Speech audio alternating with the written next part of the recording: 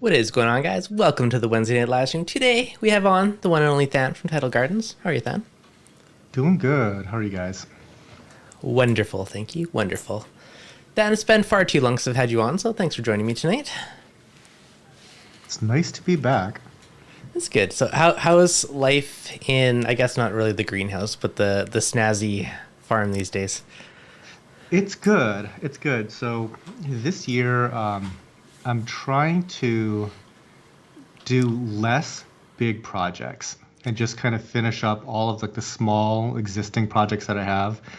And that's gone really poorly, I think, because all I do is I think of projects. That's just how I'm wired.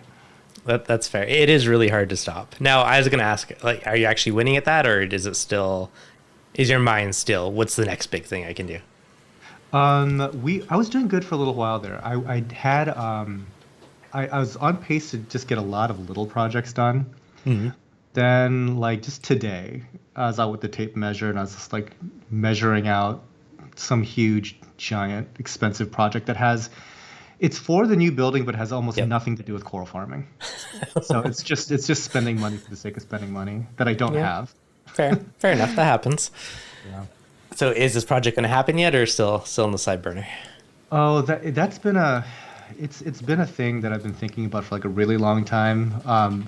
It may or may not happen this year, but it'll happen eventually, I'm sure. That I'm absolutely sure of. That's fair. Yeah. So a couple things I did want to kind of half bug you about. I know probably about a year ago you finally joined the ozone train.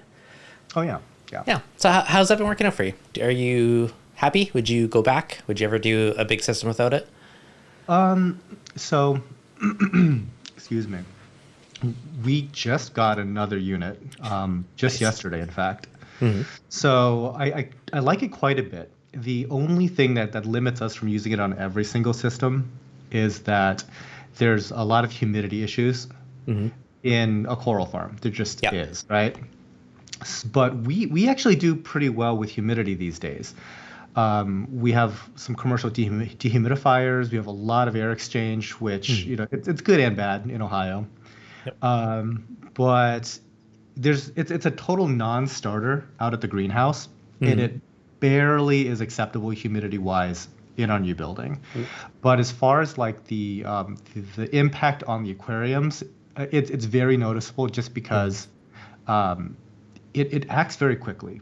Yeah. So you'll notice a change the next day if you just turn on an ozone system. We were running like some kind of like an algicide sort of thing, like fluconazole, just to kill some algae in the system. And for that, you have to turn off your protein skimmer, and it takes like a few weeks. And towards the end there, we had green-looking water just from probably dead algae, probably from not skimming and whatever else. The minute we turned the protein skimmer on with ozone, the next day it was crystal clear. Yeah, so it's magical. It's magical. Do you actually use it in the farm tanks or just the display tanks? Oh, well, so the display tanks are all plumbed into the farm tanks. Okay, so it's all same system. Yeah. Mm-hmm. Now, is it for you? Is it mainly for water clarity, or is it more for some of the other side benefits, like reducing toxins and coral warfare and whatnot? For me, it is just the aesthetics, just the water clarity. But any side benefit on coral aggression is great, because I think that a lot of times a lot of issues that we have, it's just from like coral and coral interaction. Yeah. But one worry that I have is it contributing to overstripping the water in some way? I'm not really measuring any kind of empirical data to suggest that, but sometimes it's one of those situations where you have super big systems. There's a ton of different corals in that system that probably wouldn't show up next to each other on a coral reef anyway. And like 5% of them are unhappy for some reason or another.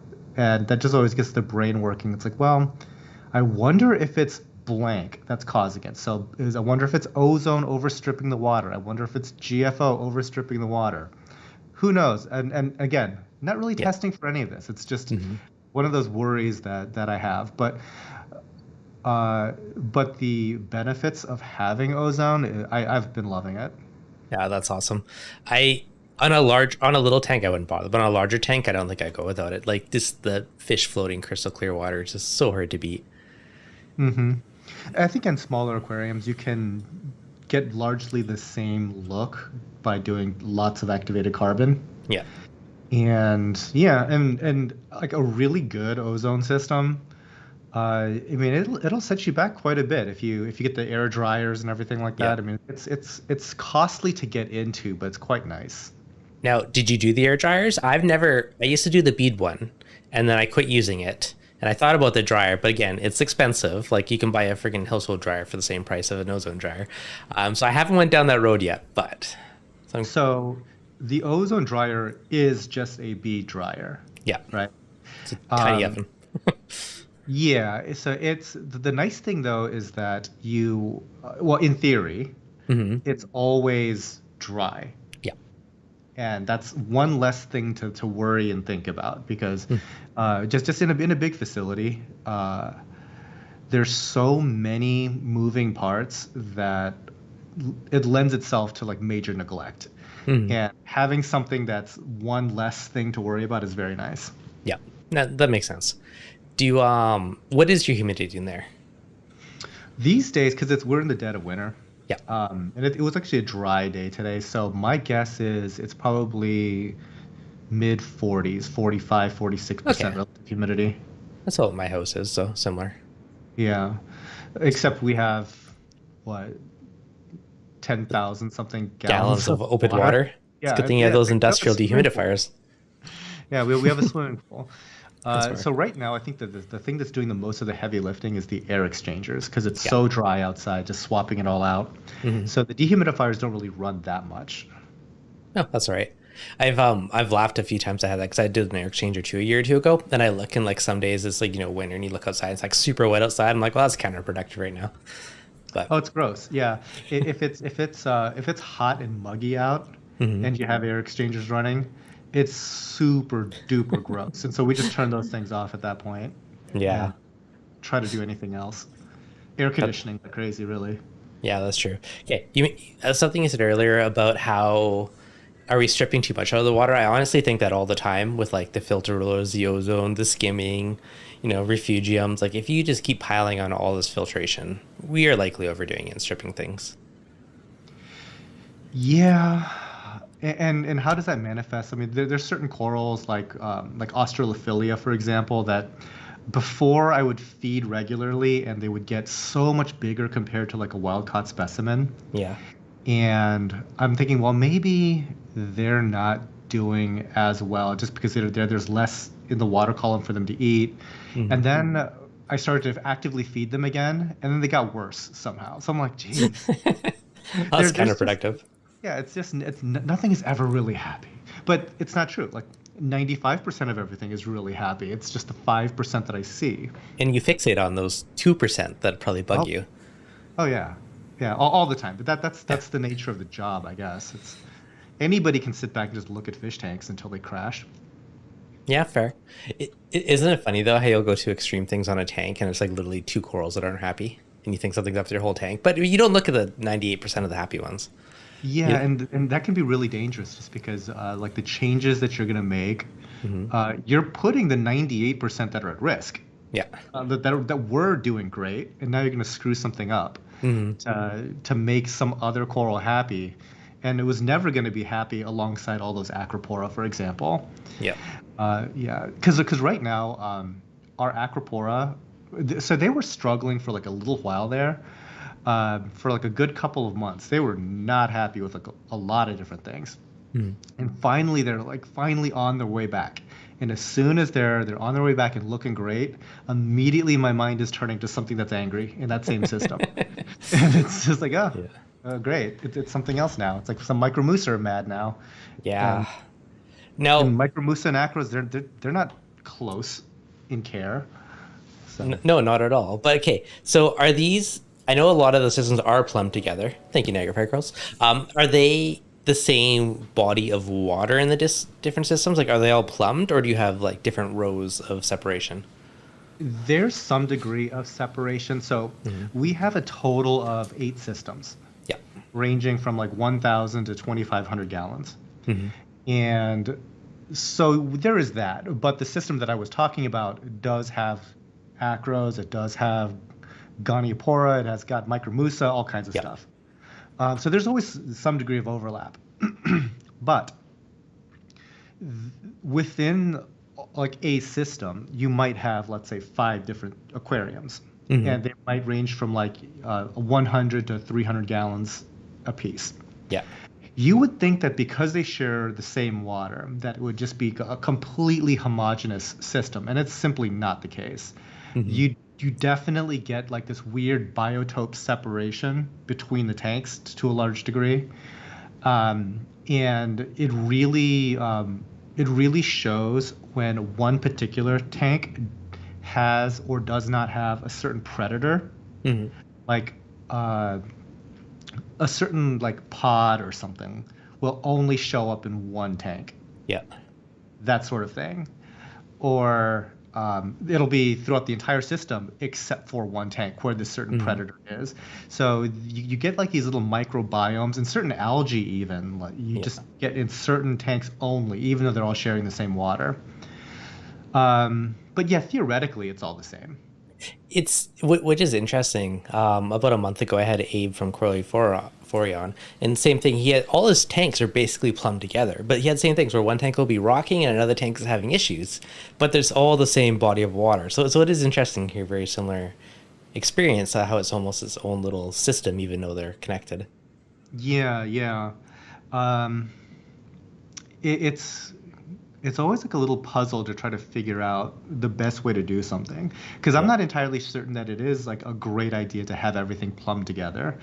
I definitely know that it's not always a great idea to have everything separate because you Hmm.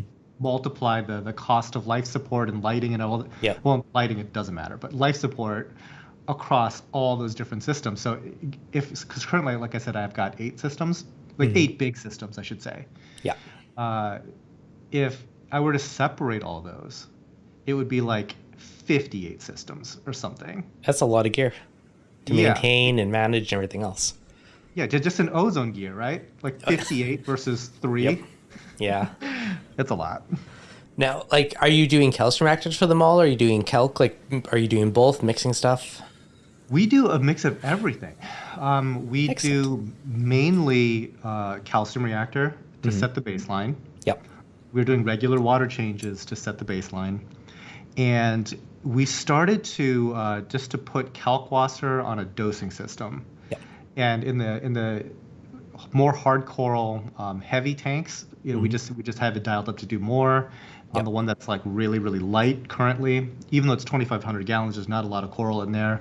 We just have like a trickle of Kalkwasser going into that. And on top of that, if we are low on like alkalinity or something like that, we'll Hmm. do like a 2-part sort of thing just to keep it up to natural seawater levels. Yep. But yeah, it's a little bit of everything. But I think we rely very heavily, I would say, on calcium reactor and Kalkwasser. Yeah. It's a solid mix. I mean, calcium reactor is dirt cheap to run once you have it on Hmm. large scale. Calc is going to help negate the CO2 drop a bit. So, Yeah, yeah, and we can't like really trust the what the dosing pump says it's doing, mhm. but I think that we have one of ours set to like 40 l- liters Yeah, a a day. day, something like that. Yeah. It's basically we're trying to empty an entire 20-gallon Hmm. uh, Now, like brute bucket every day. is that as much as you evaporate, or are you still topping off on top of that? Oh, we're topping off on top of that. Are you? Okay. But that might be a little bit deceptive because we also ship. Hmm. So it's not just evaporation. Yeah, that's true. Okay. Yeah, I've essentially haven't used my auto top off in probably 6 months plus. It's 100% calc is acting as my auto top off now. Yeah. I'm a big fan of calc. I've always been. I've just been reluctant to use it at the farm just Hmm. because we didn't have a really idiot-proof way to dose it. because I have personally overdone a system before, just Oh chemical no. burn everything in Yeah. there. And actually, I don't think that my guys have ever like royally screwed it up. I think it was just me. But now that we actually have like a dosing pump Mhm. system, it's you can't really screw it up anymore. So it's safe again to use. You're pretty safe. Yeah. Now, so calcers, so calcium hydroxide. Yeah. So that does work some magic for the pH. That's why a lot of people use it. Hmm. Now, have you played any of the other hydroxide stuff? I've started to dabble with that again. So Like potassium hydroxide or something, or yeah, what? or sodium hydroxide or any of the other ones. No, no, because I don't need to be that aggressive to raise pH, I guess. That's fair. Because we were just here's what was it? What were we doing? We were we went hard on calc because we were Hmm. experiencing low pH, like surprisingly low pH, Yeah. and we just kept on going hard on that. And it turned out that we didn't have low pH. We just had a bad pH probe the whole time. So our pH was like 8.4 the whole time, and we thought it Oh, was 7 point something, oh, like that's a massive difference. 7.3. So yeah, it turns out, you should probably double check your equipment, calibrate it often if you're going to rely on it to do something. That's Uh, that's fair so points. so we never had to do anything more aggressive than calc. Okay. I this week I've been dabbling and I replaced my regular dosing because I got the calcium reactor and the calc. Plus I was still dosing, 50 to 100 mils a day on top of that. And I recently tried replacing my elk with sodium hydroxide for dosing to try and get rid of more CO2 in the tank. So not a massive difference yet, but little bits, but I'm seeing that slowly trend upwards. So I'm curious to see over the next week how that works out. But I know. Do you worry that some of like the changes that are made only manifest like 2 to 3 months later? It is possible. My only real worry is will it mess up with like ionic balance over time? And again, if I like don't do a water change for a year, maybe it'll be an issue. If I do a big one in 3 or 4 months from now, maybe it would just balance out and not be an issue. So it depends. But Yeah. that's my only slight worry consideration long term. But again, it's also such a small part of my dosing on top of the calcium reactor and the Kalkwasser and everything else. So Yeah, but a little bit sometimes goes a really long way. yeah. We were trying to just bump up our iodine levels or something, and I think we only put in like a couple of drops of Lugol's into Yeah. like thousands of gallons, and it made a difference. Like Yeah. a noticeable, measurable difference on ICP tests and stuff like that. If for those that out there that believe in the validity of ICP tests in this entire industry, it did register a different reading, like a significant extra iodine boost just from like a few drops. Yeah. So, I don't know. A big part of me just wants like just to settle down and just do like really, really basic stuff. Like Hmm. don't try to over tweak, because so much stuff, it takes so long for it to manifest into some like actual observation in your system, that you can overshoot the target and do something really bad to your system down the Yeah, road. it's I just true. worry it's crazy. I was borderline close playing with potassium hydroxide a year or so ago. So yeah, I feel you. My potassium got dangerously high far too fast, so that was dangerous. Sodium Yeah. hydroxide feels less sketchy, even though it's still sketchy, but we'll see. I don't know. I'm really bad. I'm terrible. I just like to dabble and try things and see what happens and learn from it. And I think Chris Meckley's your guy. yeah, He probably that's more in line with what he's willing to experiment with, like the hmm, really really hard crazy stuff. yeah, he's an enabler. It's like, oh yeah, that one works, that one doesn't. When I was doing the potassium, he's like, I told him what my levels. He's like, that is way too high. Do a big water change now. I'm like, get out the 50-gallon drum and do a big water change.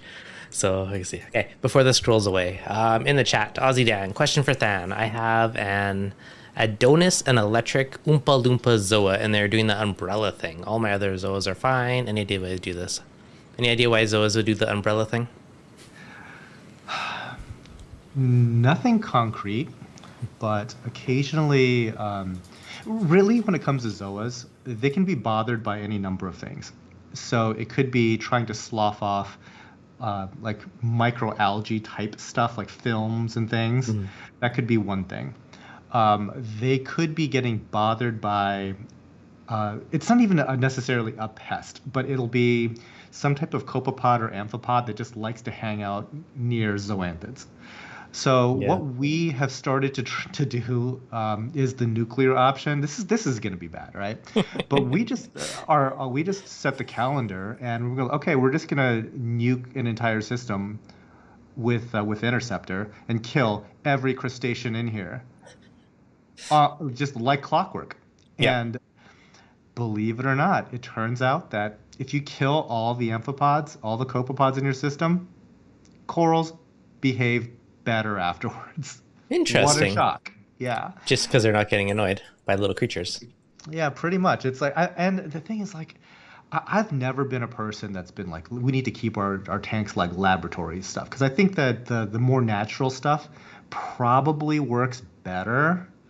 And I know I'm sounding extremely contradictory here, but just for like our control level in our system, just so we Yeah. can knock out variables. Yeah, nuking our tanks has really done some good.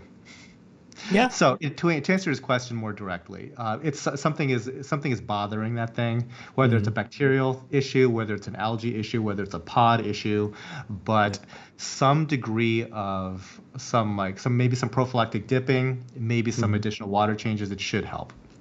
Okay, that's fair. I've personally never experienced the umbrella thing, so I've seen photos of it, but I've never had it happen. So that's interesting. Um, yeah. Okay, insane reefer. Will kelp get exhausted? It will lose potency if it's been exposed to air from a long time. Um, Basically, if you look at the soda lime pellets that you put for like a CO2 scrubber, basically the same thing.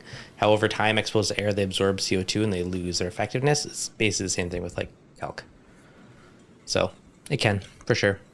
That's why you got to top it off once in a while. So you don't use calc reactors. You just do the big drum method where you mix up a batch and then dose it and then mix up a new Yeah, batch and dose it.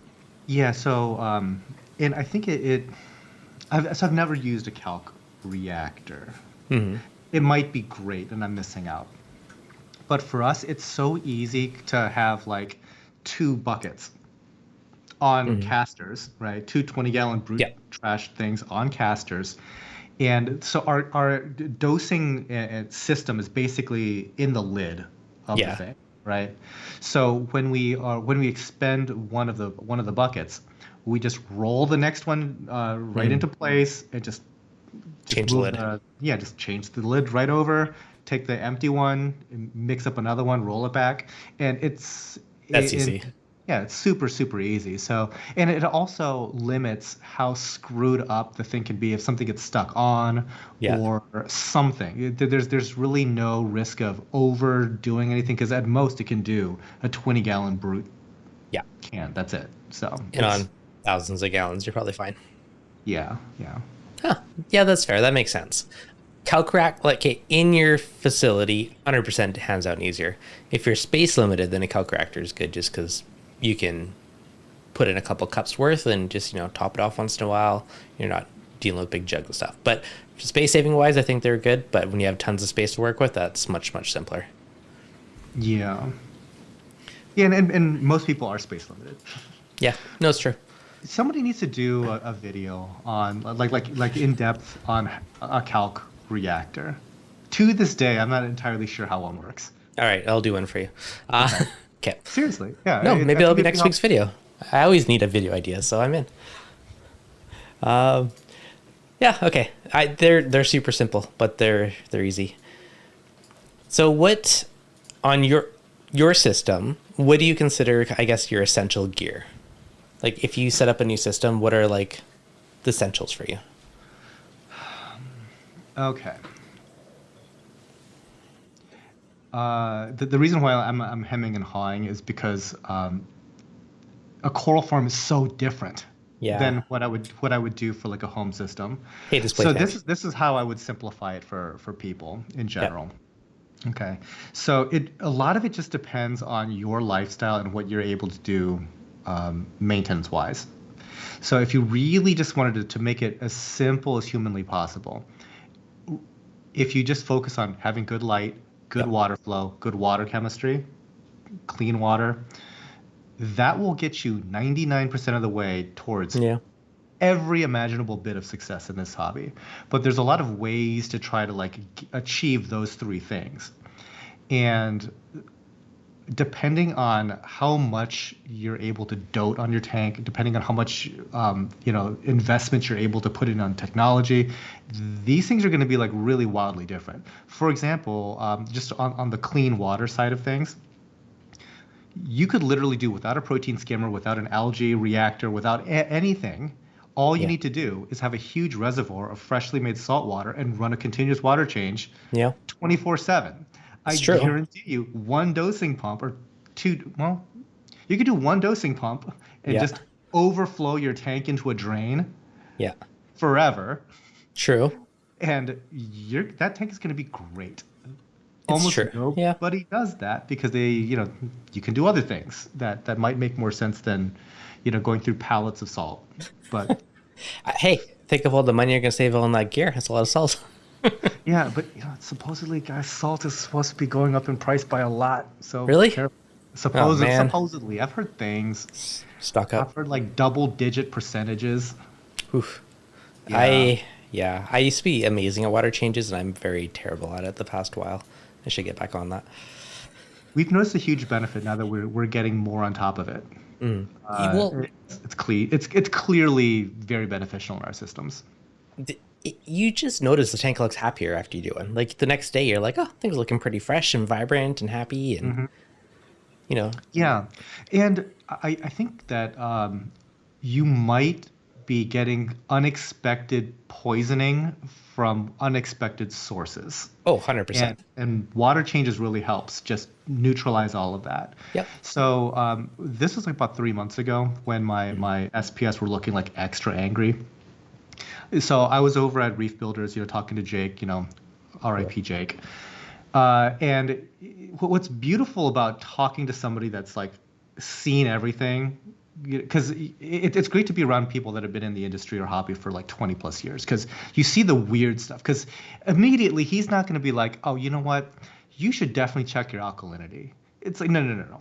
We're so far past that sort of discussion. Like if I am having trouble with acros, Yeah. it's going to be freaking weird, right?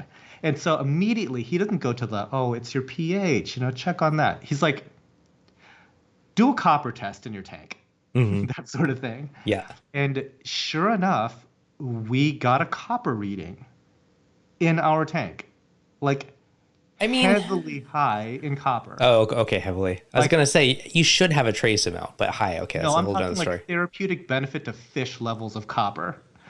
But it gets weirder because we started to do like ICP tests. We sent out 3 different ones to 3 different companies.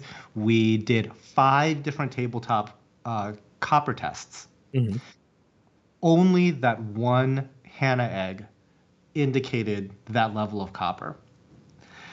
But there might have been other heavy metal issues associated with all of that. Because once we started to do heavy water changes, and we did it like a device audit, and there was like no fewer than a dozen different things leaking metal into the tank. Dang. A dozen different things. But it's that sort of thing. And the answer all along was, besides doing like the mechanical audit, was just to do tons of water changes. Yeah. I mean, the solution to pollution still holds true. Definitely adds up. So did you resolve this now? Did a bunch of water change fix it? Did you have to swap out a bunch of gear? So obviously all the different like magnets and stuff like that were compromised, they all got replaced. We also are doing something different now. We don't leave algae scraping magnets in the tank. That's another new thing that we just started to implement. Like all the algae magnets, they're sitting there right next to every single tank, but they are never sitting in the water for like months or years on end. That does not happen here anymore.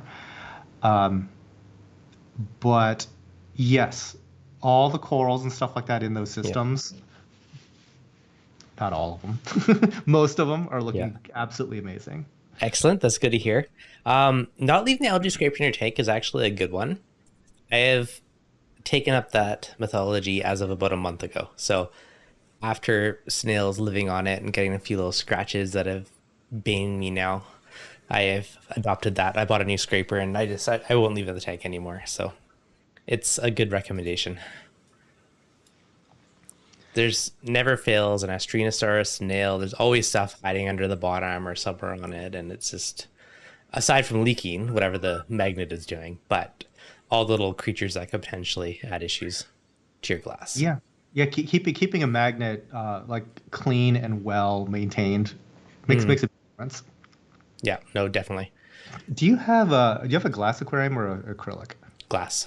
Glass. I've been Okay. afraid of acrylic. I'm scared of scratches. I bought a used Acrylic tank scratches. once. Yeah, I know. Do you have? I know your like little portable tank was acrylic, but your big ones are glass, aren't they? Those are the only acrylic ones, I believe. I think Yeah. all the others are glass. Okay. Yeah, I've always been afraid to, just because I'm like so OCD about. I bought a used tank once without seeing it, just from photos. It was like that big Fluval Osaka bent glass, super cool tank. It looked great in the photos. I got it and it had tons of scratches, and it wasn't bad with the water in it, but algae grows in it. And it's annoying. Ever since then, I've just been like OCD about no scratches. Yeah. I know, and I got one in my tank now, and it pains me. You can't It see it happens. looking at the tank, but if you're down at the floor looking up, then you see it. I'm like, "Argh," every time. Yep. I mean, every glass scratches, but there's degrees of it, right? Yep. Very, very true. Okay, David, do you think there's a downside of running zeolite 24/7? I've never used zeolite, so I cannot comment on that one. Never used it. I believe those are those rocks that you shake, and I believe it's some form of a carbon dosing in a sense, where you'll get that kind of bacteria film on it, and you shake it, and that kind of bacteria film feeds the corals. That's my understanding of it, but I've never personally tried it. Yeah, I don't know how popular Zeovid even is these days here. I don't know what it's like in Canada, but I mean, I would guess that like less than 5% of people try that here I in the try, US. yeah, I tried the flatworm slash coral booster combo just for like the claims of it helping like improve coral growth and basting out and everything else. Hmm. And it's freaking expensive though. So I used it for it is. I used it for like a year probably, but I only used a half dose. Um, Is that the wormwood extract stuff? yeah, it is. Okay. So I do feel like it actually did do an improvement, but I eventually ran out and I just never bothered doing it again after a few bottles of $100 bottles. It's also too expensive. But yeah. Yeah, I've tried something kind of similar, and it's the idea is like, oh, it'll help the corals fight off, let's say, acro-eating flatworms or something, Mhm. right? Um, Did you nah, do the DIY wormwood extract? I tried that too. I haven't tried any of that. Yeah. These days, for the stuff that I'm willing to try, I'm almost to the it had better damn well work. I mean, at any Yeah. price point. Like Yeah. if we're gonna take the time to do it, it better work. So like these days, what I'm like planning on doing is I actually recently invested in just an armada of dipping Yeah. stations to the point that I could literally empty out hundreds of gallons of aquariums Yeah. and literally like empty an entire glass tank, 300 gallons full of Hmm. coral, Yeah. spray the entire thing down with hydrogen peroxide, obviously catch all the fish, catch all the Hmm. inverts, like give all the corals a dip, put them into a bath overnight with interceptor, then put Yeah. everything back in the next day. Like that level of just wipe the slate clean. Like it had better work if I'm going to put in the effort. But just Yeah. putting in like $5,000 worth of chemicals in the tank, hoping that it's going to have extra mucus for the corals to fight off flatworms. Yeah, I don't think so. Yeah. It's yeah, it's hard. There's a lot of things they work to an extent, but you're like, is it worth this ongoing, right? Well, and for certain problems, it has to actually work. Like working to an extent means it didn't work. Like if Yeah. you didn't actually get rid of acro-eating flatworms, that means you have acro-eating flatworms, But right? I didn't use it for that purpose. I used it strictly to help because supposedly extra growth and stuff. And it Oh, feels like it did, but again, it's not scientifically. Here's a tank with it and without it to compare it. So it is hard to justify a lot of these things, right? Because a lot of things can be anecdotal and it's like, hey, things are looking good, but is it actually like a miracle thing or is it just, half placebo, half whatever. So it's always interesting in this hobby. Yeah, I think you chose the most expensive route to try to just get growth and color. Yeah, it was a good experiment for a bit, but Because I'm pretty sure that there's a lot of things that work to get good growth and color. yeah, pretty much. Yeah, so I don't know, preventative, who knows? But anyway, so I do know have another buddy that does. He's like grows a lot of high end stuff, like super fancy, and he basically told me to. He's like it's like crack. He's like it absolutely works. He's Uh-huh. like, but watch out when you stop giving it to your corals, because then there'll be like withdrawals and they'll be pissed off. So that was kind of half my methodology. I'm like, okay, you only get a half dose. You're not getting the full dose. And then I kind of like eventually ran out, and I guess they weaned themselves off. But Then they turn back into like regular corals. yeah, they go from amazing back to average. Like, damn it. So yeah, it's interesting. But there's so many things in this hobby where it's like there's a benefit, but it's like you're 90% of the way there without it. Do you need that extra 5%, 10%? I don't know. So for somebody that sells coral, Yep.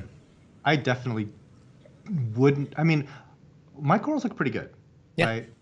I don't want them to look a lot better than pretty good, because I Yeah. think that at some point you're setting unrealistic expectations, That's and fair. you're going to be having more disappointed customers. I already sometimes get a little bit of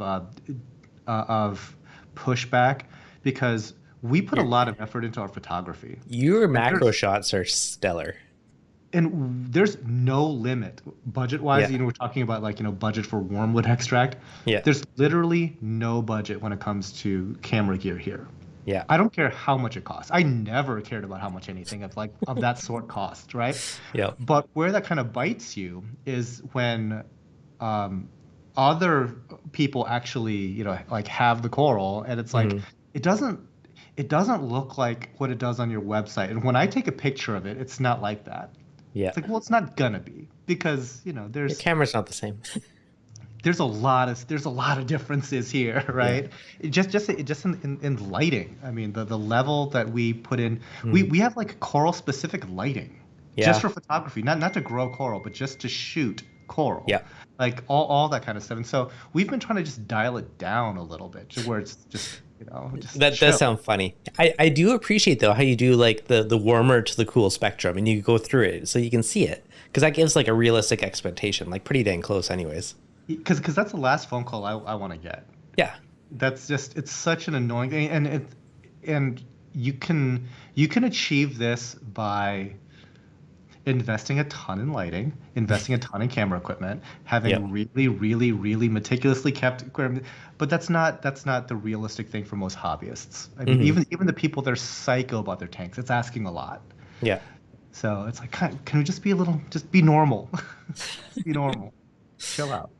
Yeah, that's fair. Okay. Would you probably not since they're all plumbed together, but would you do anything different on so like some of the display tanks on there versus the grow tanks or frag tanks? One thing that, well, would I do anything different? I'll do a million things differently, but uh, I don't know how impactful it would all really be. I'd just be in the weeds of just trying something different for the sake of being different. Hmm. Um, there's a couple of things that we always experiment with. Like, we use the greenhouse systems now as kind of like a lab, Yeah. so to speak, right? If there's any new tech that we want to try, it's not going to make its way into like the new farm immediately. Like the ozone was a slightly special situation because it couldn't be done in the greenhouse first. Is that just But because of the humidity? humidity, yeah, it's a Yeah. non-sterile Okay. greenhouse. It's Yeah. it's not. Yeah. Uh, so we were trying some different algae things. So we tried like a clear water algae scrubber. We just hooked up a Pax Bellum. Hmm. Those like the fancy ones. Yep. And right now we are in the process of like we need to slowly acclimate our algae to these lights, because I guess they're like Kills them. 2000 par.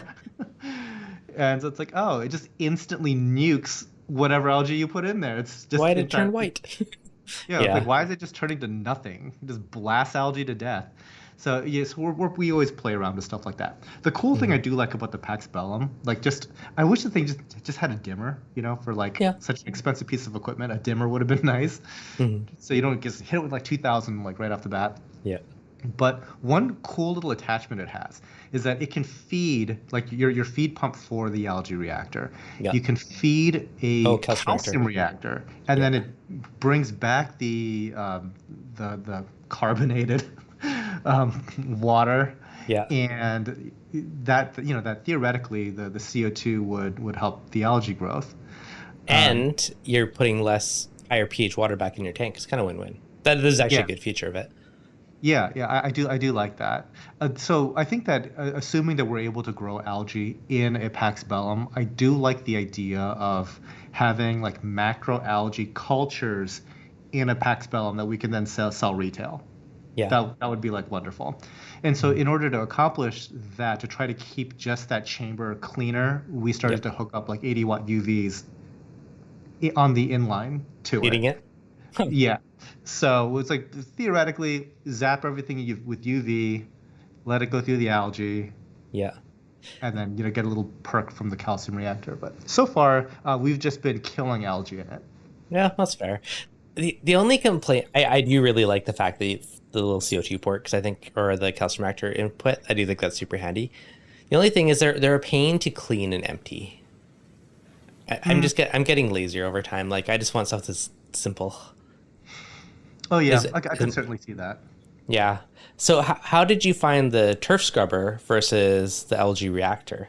Any big difference in your experience on either? Well, I mean, an algal turf scrubber like a clear water, or or if you guys go way back in history, like an inland aquatics style thing, um, they basically grow like hair algae, Yeah. and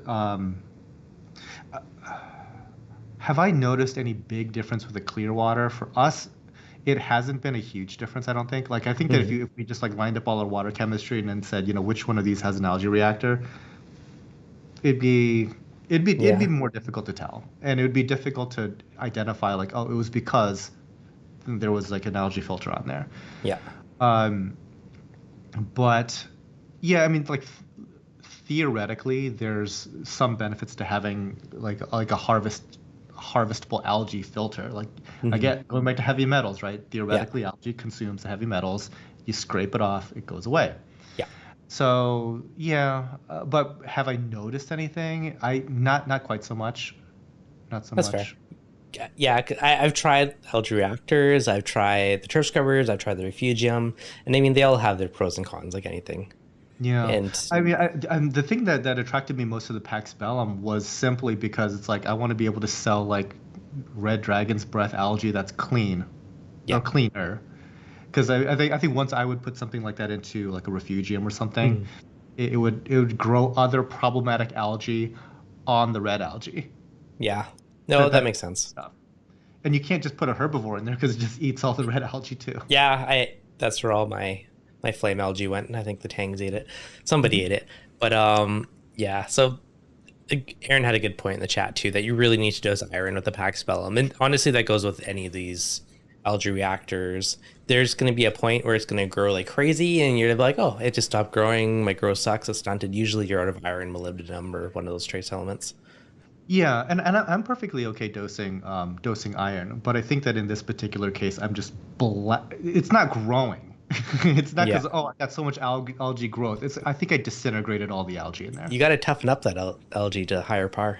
Just do like an hour a day, then next week do 2 hours a day. Just like slowly Yeah, work it up. I think we're at 2 hours a day right now, something like Yeah. that.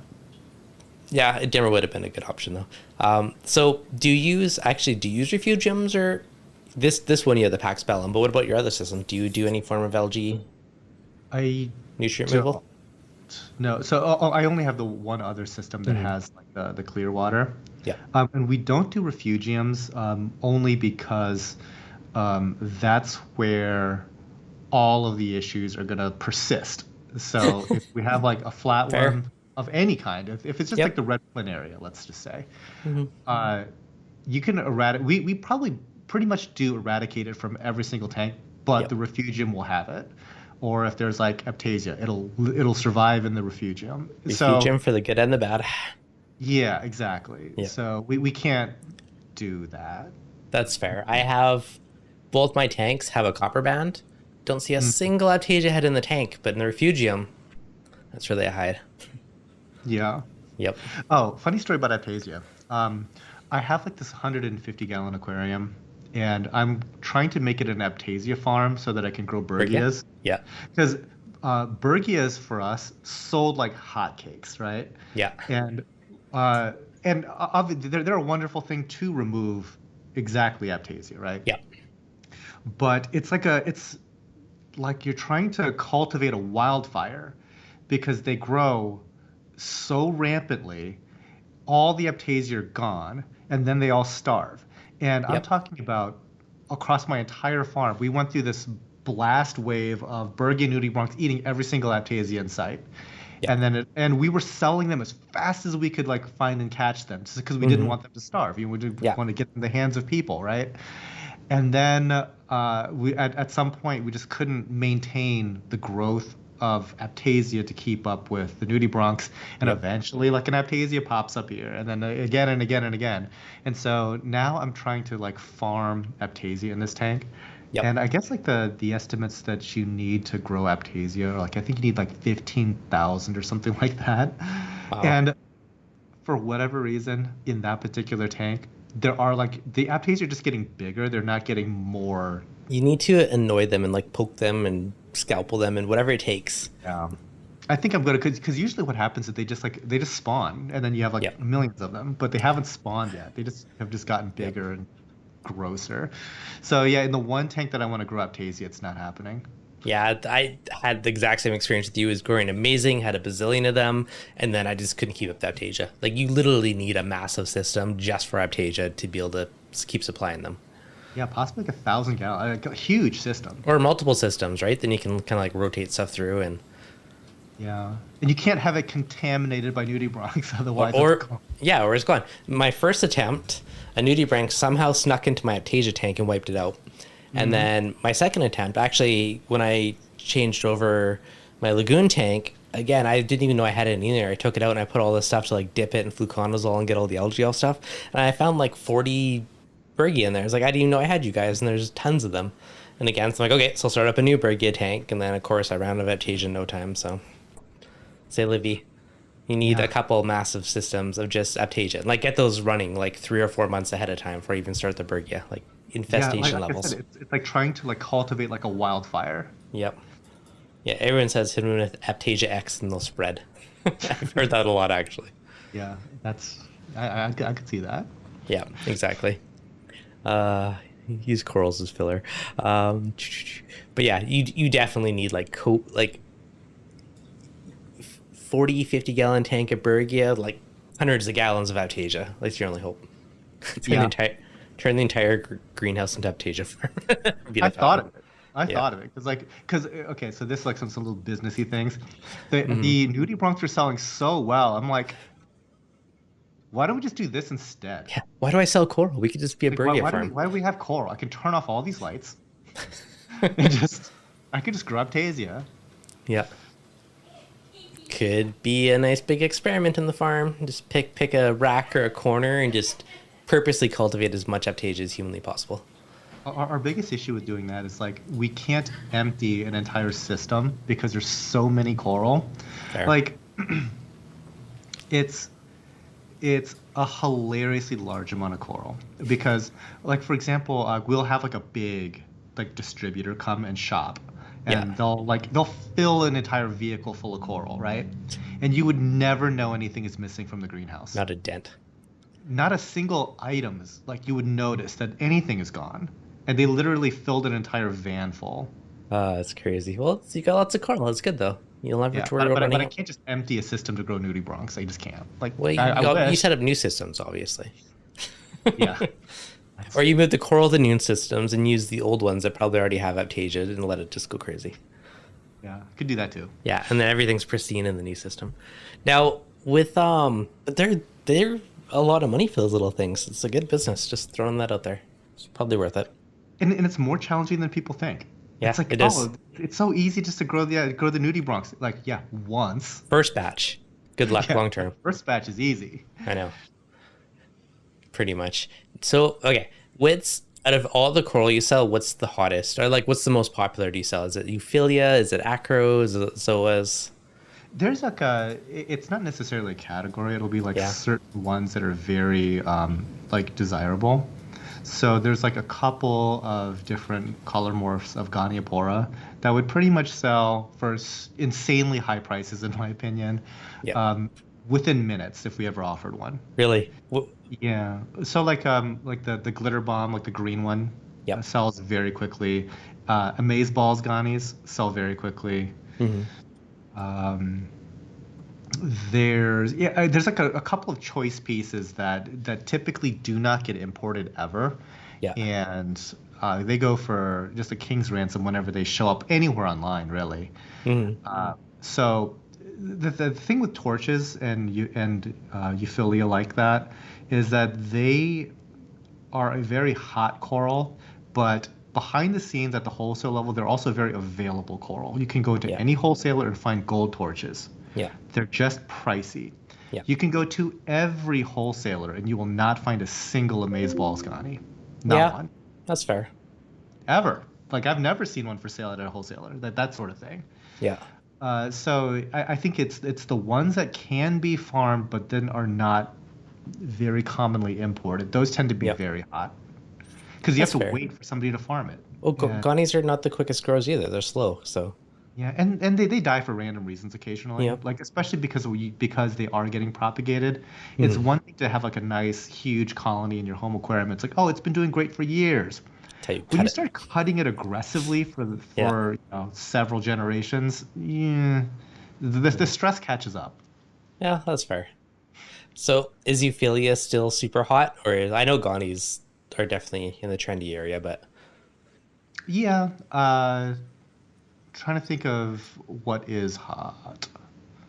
Yeah, I would say the euphyllias are still up there. yeah, that's fair. I actually watched your Euphyllia video earlier on the Euphyllia tank. Your not display Euphyllia tank, which Hmm. actually made me kind of want to just add a bunch more Euphyllia to the one beside me for fun. Because I always do mixed reefs, and I never just do just like a one. Not that it'd be just one, but Yeah, ours is even since doing that video, it's come mhm. along quite nicely. We Yeah. kicked out all those torches, Mhm. and we got a couple of wall variety hammers in there, and we're kind of like just uh, placing like a couple like smaller colonies because I didn't do a good job of showing like the growth rate of those colonies that we had in there, Mhm. but they're getting enormous. Like there's probably one in there that has 50 heads, Yeah. and it probably started with five, that sort of thing. Yep. They, it's a trade off. They definitely can't. When they're small, they take a long time. When they get big, they grow like exponentially. It is crazy how much quicker they go once you already have like a substantial established colony. Yeah, and supposedly my guys have been farming Euphyllia or Fimbriophilia out of that tank. I just didn't notice. So it's already been getting fragged like crazy. You're like, oh yeah, it's just slowly growing. Yeah, Meanwhile, it's it like getting gets actively propagated. just cut down a lot.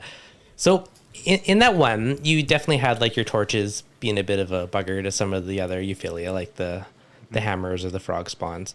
Have you found any issues? Like generally, I find torches can touch. I find sometimes Indo and Aussies don't quite as play as nicely, but most of the Euphyllia I find is okay together. Do you find any other ones fight or have more issues, coral warfare uh, issues, with torches specifically. or just any Euphyllia? Like I know torches So and others sometimes don't always play nice. yeah, so amongst like hammers and frog spawn, Mhm. any kind of interaction there is going to be pretty mild, I would say. Yeah. Not a huge issue. The torches were a problem.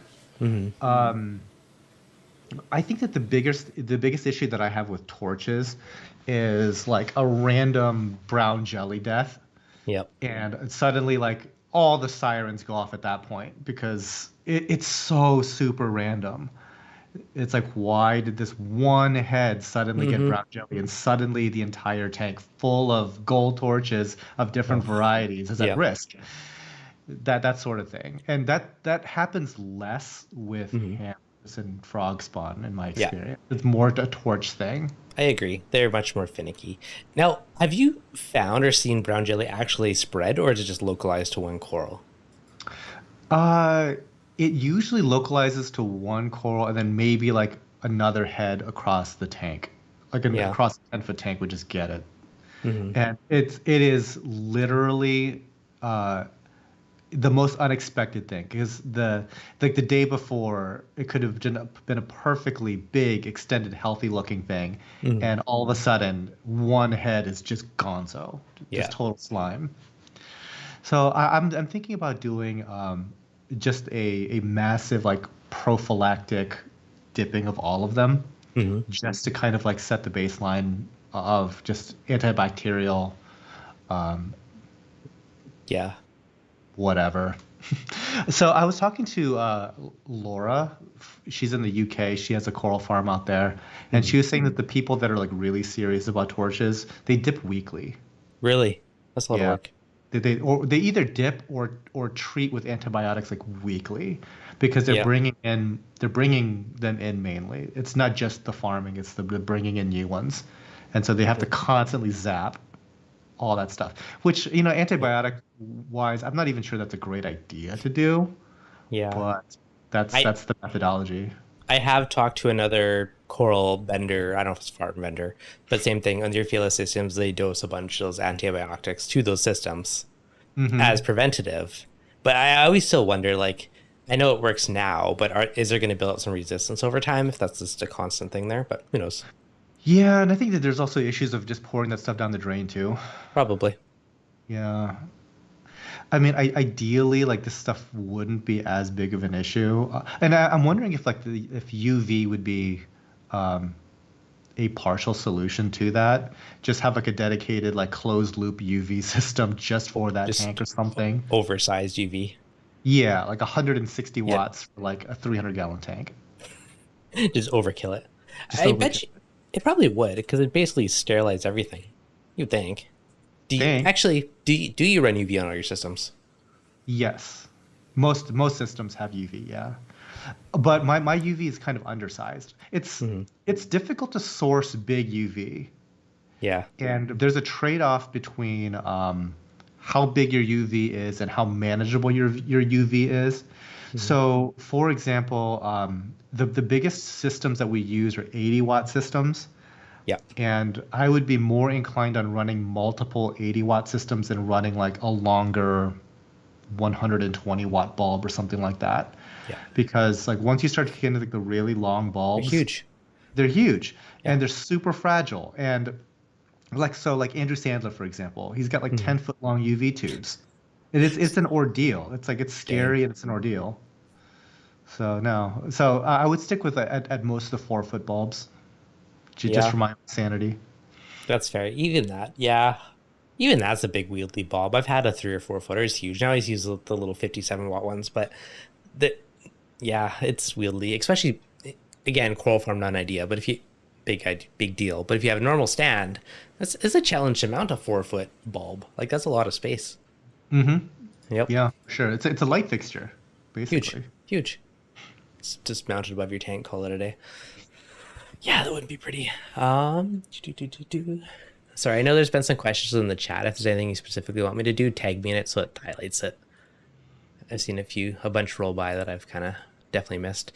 Okay, so we got do do do.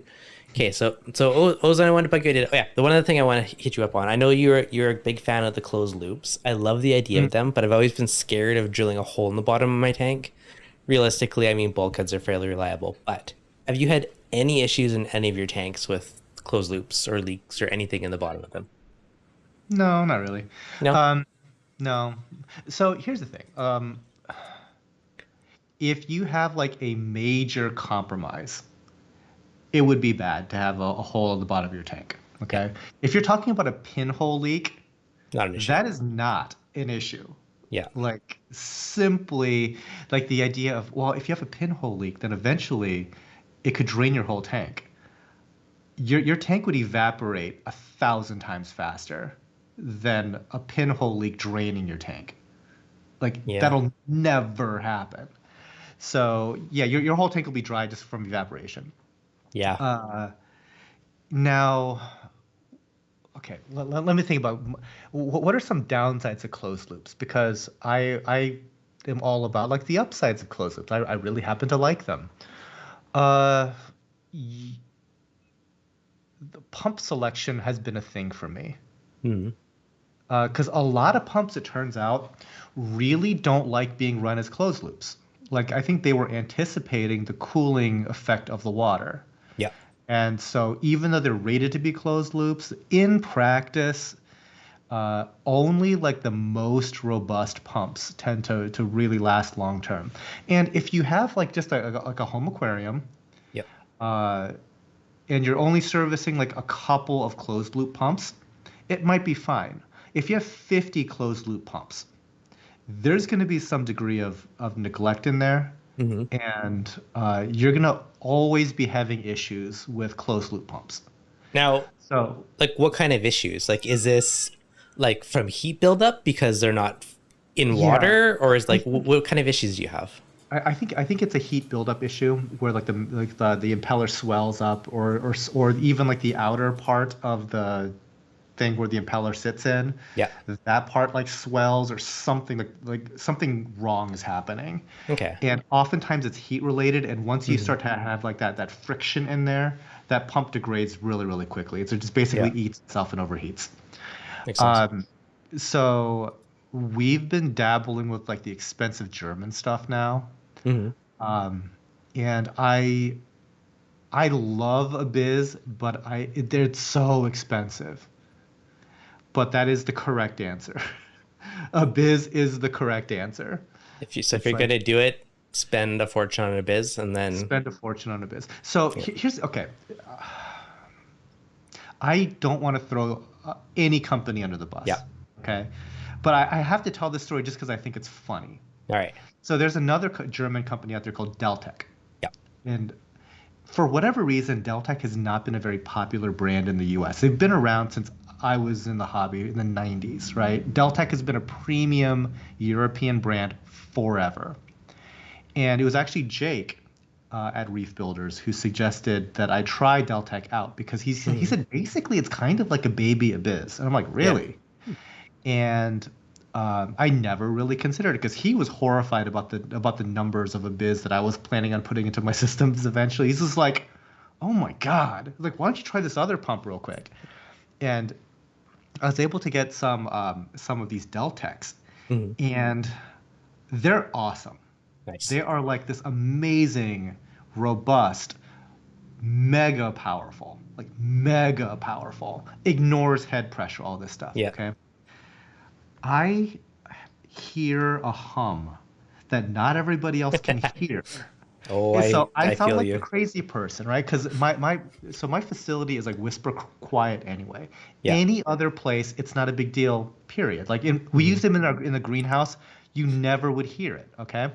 But there's like this little Hmm. like high pitched thing at about 800 hertz because I actually put like a little sound device to it and actually like recorded the peak and everything, and I was talking to the guys at Deltec, and they couldn't replicate the same sound Yeah. that I was hearing, and half my staff can't hear it. Hmm.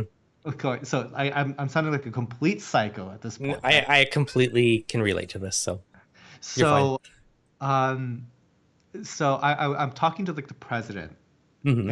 and he's just like, "What the hell are you talking?" He didn't say that, but Yeah. I can You imagine could like, feel what it. is this guy talking about the pumps being like making a noise? Like Yeah. what? So he was trying to replicate the the sound that I'm hearing. And so he has like one on a test lab, okay? Yeah. And he's like showing the video of him trying to do this, okay? Hmm. And he's showing like, that at 100% it's providing the flow that we're saying and it's Yeah. not making any noise. And it's like it's because like the lab itself is not crazy, insane, whisper quiet like a Yeah. studio, Your lab's right? too loud. Yeah.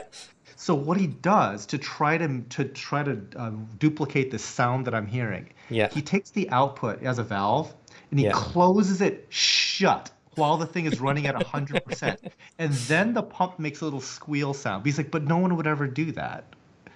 You're like, So, that's what I hear. Your but lab's no, too but loud. it's not what I hear. Okay. But It, the fact that he's able to run that pump at 100% and shut true. it, Yeah. and the Without thing issue. doesn't immediately destroy itself. I'm like, oh, that pump is just badass. What a badass pump. Meanwhile, they're all under your tanks with little pillows around them to make them quieter. Yeah, so unfortunate. Well, not unfortunately. We're going to use them in the greenhouse, Yep. but I think that long term they might get replaced by Abiz A400s at 3 grand a pop. Ouch. Oh, dang. I've Yeah, never I don't want to do that. I've never tried a biz. It's too fancy for me, They're but awesome. they look nice. They're They're awesome. just to relate, like many moons ago, and when I back in my early days of reefing, I had the good old Jabo pumps. Hmm. But then one day I noticed there's like the sound, but it was like super faint, and most people wouldn't know it. But once I heard it, I could not unhear it. And that's when I eventually bought like a Ecotech pump or whatever. And I went to the fish store. I'm like, if this is quieter, I will keep it. If not, can I return it? He's like, as long as you don't glue the fittings. Like, okay. So I tried it and it was quiet. I'm like, damn it. So then there's like $400 on a pump. But then I just like have one back because like once you hear it, like I could literally be at the other end of the house and I'd just fixate on it. I'd hear that little sound and it'd drive me nuts. So Oh yeah, I don't think you're crazy. I 100% understand you on that aspect of it. Yeah. that's like So my second hobby. It's like coral farming is the one thing, but the yeah. secondary thing that I'm trying to optimize is just noise issues. That's fair. Do you know how much? Full screen the chat. Do you know how much nicer it is when it's just not? It's just a dead silent system. It's a wonderful thing. Mm-hmm. Yep. Oh, for sure. I always appreciate it when I go to somebody's place and Hmm. they've done a really good job sound dampening. Yep. You don't hear anything. You can just appreciate the tank and not all the skimmers and all the other noise around it. Mm-hmm. Yep. Yeah, makes a What difference. What do you do for skimmers? Like generally, that's one of the loudest parts of the tank. Is like I feel bad. So I use a Reef Octopus, yep. and I use the AC one because like the biggest of their skimmers all run AC pumps, not DC pumps. And at Macna in Milwaukee, I was talking to the Reef Octopus team, Hmm. and crazy Than talking about sound issues. Yep. Like I was saying, because they were announcing a new DC pump, Hmm. and I was asking, is this possible to be put onto their onto the 8,000 series protein skimmers? Is it big enough for that? Because it needs to replace a Bubble Blaster 10,000 pump, Hmm. which is the AC thing. Because it's like Yep. because I'm trying to make mine quieter. They're like, they looked at me like I'm crazy because and the guy said, no one has ever said our pumps were loud before. It was just like this existential crisis. It's like we were not expecting to hear that Ever. ever. And so we actually had like a correspondence back and forth about Hmm. about sound. He's like asking later. It's like, is it from the air intake or is it from the pump? And Yep. he's just like trying like what are you hearing exactly? But yeah, no, the right this second, the protein skimmers are the loudest things in our building. Yep. About a month ago, the loudest thing in our building was the Neptune dose pumps. Yeah. That's The fair. the peristaltics, Yep. those are loud. They're loud. Yeah. So, okay. So, Reef Octopus, so it is quiet though in general. I mean, obviously the AC one's going to be louder, but I've heard they're super quiet, but I've never personally used one. So, Well, so mine are kind of loud because it's the big AC one. It's the yeah, biggest AC pump yeah, that they have. Yeah. that's fair. But then again, it's a protein skimmer. You're gonna Hmm. get that air mixing sound, right? Yeah. And technically, Abiz does do like needle wheel skimmers if you want to do like, Trade in your car. yeah, if you want to do literal car value prices these days, yeah, like a Well, used car for a protein skimmer just to quiet it down. wait, when you get one, let me know how it is, okay? Yeah. N- it's never gonna because a reef octopus is such a good value. Hmm. It's like the sales tax on a skimmer with an Abiz pump on it. Yeah. Well, to start the It's Bergia so farm, much. and then it can fund an abyss skimmer. That's true. That's true. You know what? Yeah. If I can launch the Bergia farm, it pays for everything. Yeah. It pays for absolutely everything. People love Bergias. Oh, they're great. They're great. And they're super easy as long as you can figure out how to farm. You don't even need to worry about farming Bergia. You need to learn how to be better at Aptasia. farming Aptasia. That Yeah, is hands down the key that's to the this hard all. thing. Yep, exactly.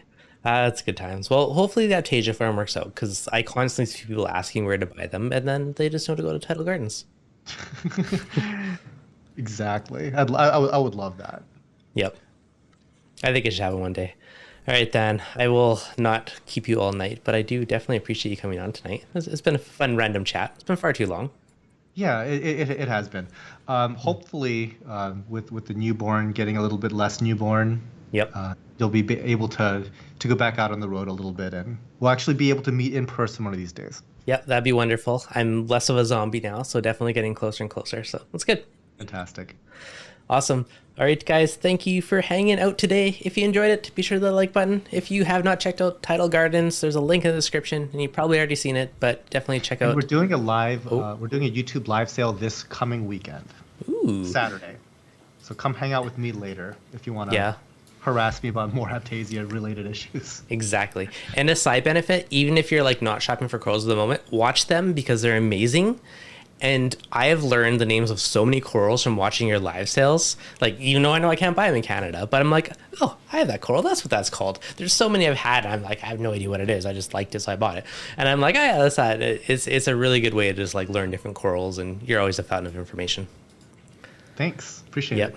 So definitely check out Tidal Garden. Hit the like button, subscribe, all that fun YouTube stuff you got to say. All right, guys, have a good night. Thank you, Than. I'll see you guys on next week's live stream.